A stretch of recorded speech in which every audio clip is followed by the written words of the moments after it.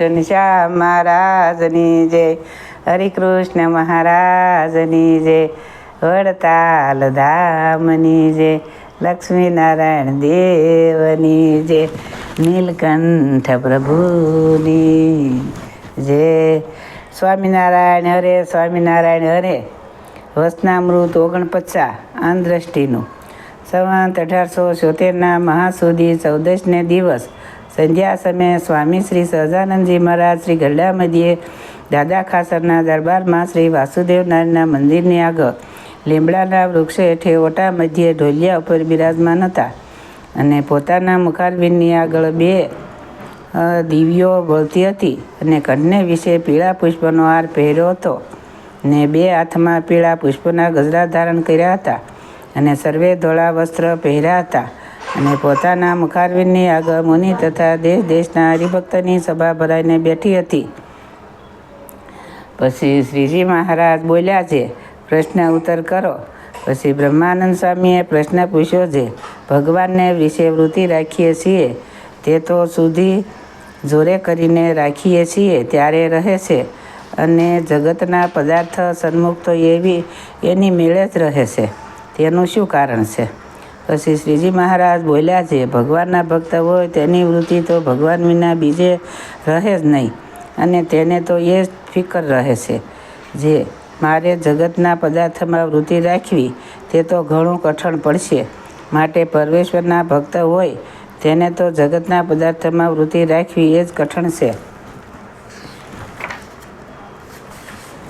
અને જે જગતના જીવ છે તેને પરમેશ્વર વૃત્તિ રાખવી તે કઠણ છે.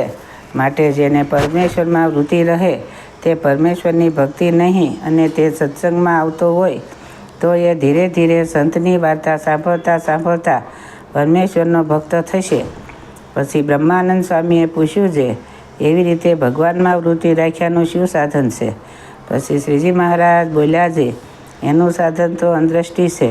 તે અંધદ્રષ્ટિ શું તો જેવા પોતાને પ્રત્યક્ષ ભગવાન મળ્યા છે તેની મૂર્તિ સામું જોઈ રહેવું એ અંધદ્રષ્ટિ છે અને તે મૂર્તિ વિના ષટકશ ચક્ર દેખાય અથવા ગોલોક વૈકુંઠાદિક ભગવાનના ધામ દેખાય તો પણ તે અંધદ્રષ્ટિ નહીં. માટે ભગવાનની મૂર્તિને અંતરમાં ધારીને તે સામું જોઈ રહેવું અથવા બહાર ભગવાનની મૂર્તિ સામું જોઈ રહેવું તેનું નામ અંતદ્રષ્ટિ છે અને તે મૂર્તિ વિના બીજે જ્યાં જ્યાં વૃત્તિ રહે તે સર્વે બામદ્રષ્ટિ છે. પછી વળી શ્રીજી મહારાજ પરમહંસ પ્રત્યે બોલ્યા છે, હવે તો 2 જણ થઈને સામસામા પ્રશ્ન ઉત્તર કરો. પછી ઘણી વાર સુધી પરમહંસે પરસ્પર પ્રશ્ન ઉત્તર કર્યા. તેને સાંભળતા થકા શ્રીજી મહારાજ તેમની બુદ્ધિની પરીક્ષા કરતા હવા ઇતિ વચનામૃત ગરડા પ્રથમનું જે તે થયું. સ્વામિનારાયણ હરે, સ્વામિનારાયણ હરે. વચનામૃત 50 કુશાગ્ર બુદ્ધિવાળાનું. સંવત 1877 મહાવદી પડવાને દિવસ શ્રીજી મહારાજ શ્રી ગરડા મધ્યે દાદા ખાસરની મેળીની ઓસરી આગળ પ્રાંતકાળે બિરાજમાન હતા અને સર્વશ્રેષ્ઠ વસ્ત્ર ધારણ કર્યા હતા અને પોતાના મુખારવિંદની આગળ મુનિ તથા દેશ દેશના હરિભક્તની સભા ભરાઈને બેઠી હતી. પછી શ્રીજી મહારાજે મુનિ પ્રત્યે એમ પૂછ્યું છે, જેને કુશાગ્ર બુદ્ધિ હોય તેને બ્રહ્મની પ્રાપ્તિ થાય છે. તે કુશાગ્ર બુદ્ધિ તે જે સંસાર વ્યવહારમાં બહુ જાણતો હોય તેની કહેવાય કે નહીં, અથવા શાસ્ત્ર પુરાણના અર્થને જ બહુ જાણતો હોય તેની કહેવાય કે નહીં. પછી એનો ઉત્તર મુનિએ કરવા માંડ્યો પણ થયો નહીં.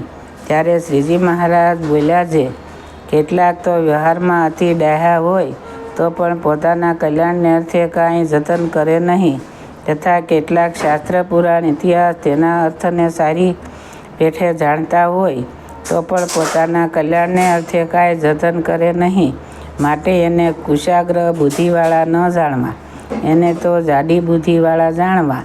અને જે કલ્યાણને અર્થે જતન કરે છે ને તેની બુદ્ધિ થોડી છે તો પણ તે કુશાગ્ર બુદ્ધિવાળો છે.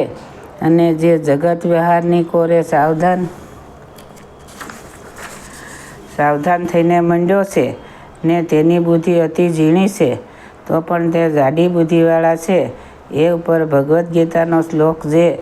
એ શ્લોકનો એમ અર્થ છે કે કે જે ભગવાનનું ભજન કરવું તેમાં તો સર્વ જગતના જીવની બુદ્ધિ રાત્રિના પેઠે અંધકારે યુક્ત વર્તે છે. કહેતા ભગવાનનું ભજન નથી કરતા, અને જે ભગવાનના ભક્ત છે તે તો તે ભગવાનના ભજનને વિશે જાગ્યા છે. કહેતા નિરંતર ભગવાનનું ભજન કરતા થકા વર્તે છે, અને શબ્દ, સ્પર્શ, રૂપ, રસ અને ગંધ એ જે પંચ વિષય તેને વિશે જીવ માત્રની બુદ્ધિ જાગ્રત વર્તે છે. કહેતા વિષયને ભોગવતા થકા જ વર્તે છે, અને જે ભગવાનના ભક્ત છે તેની બુદ્ધિ તો તે વિષય ભોગને વિશે અંધકારે યુક્ત વર્તે છે.